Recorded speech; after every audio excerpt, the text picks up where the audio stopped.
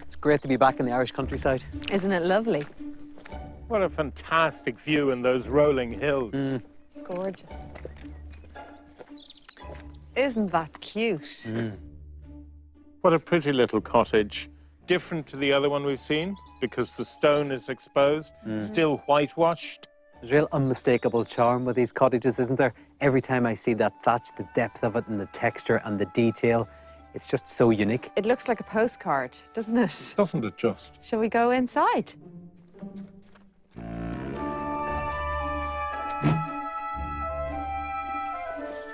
Wow, what a surprise. I wasn't expecting this.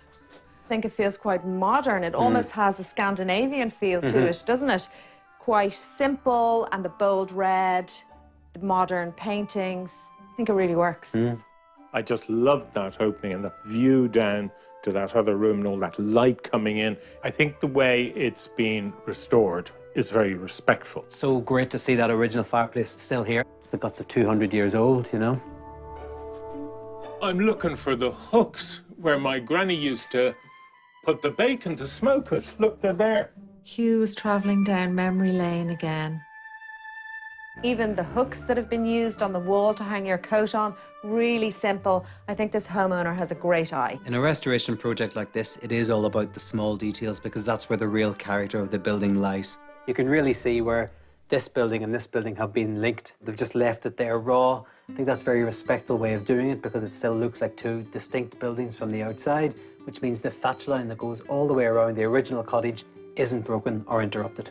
I just think it's really lovely to have the story of this house exposed like that.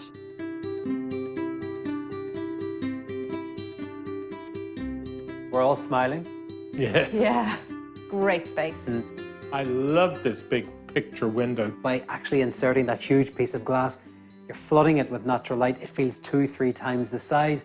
Really effective. You're bringing that outdoor space right in. I just love this kitchen.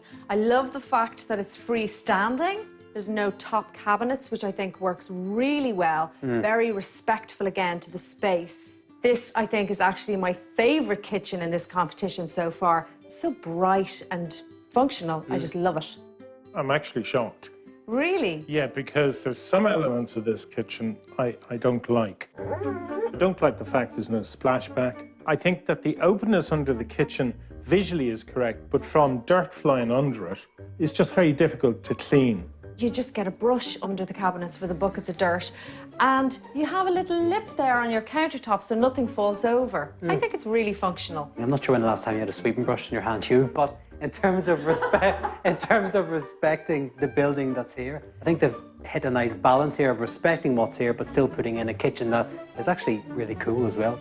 Oh, here we have the favourite spot. What a lovely place to sit. Somebody pass me my needlepoint. Because of the evening sun, you get that elongated view down to the lake and the hills. It shows you how successful this big window is in this space. You know we love our secret doors. I know.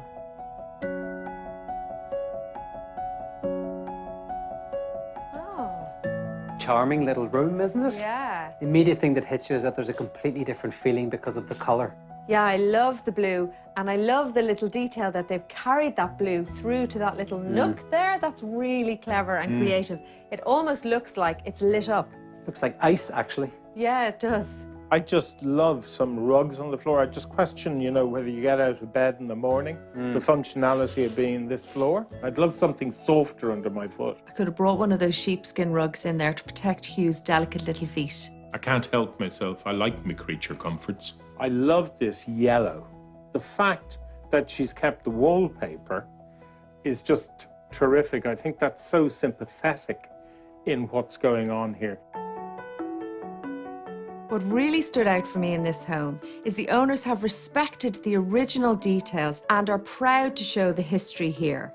They have also managed to make it feel really modern, bringing it right up into the 21st century through their use of furniture and accessories. I'm giving it a 9.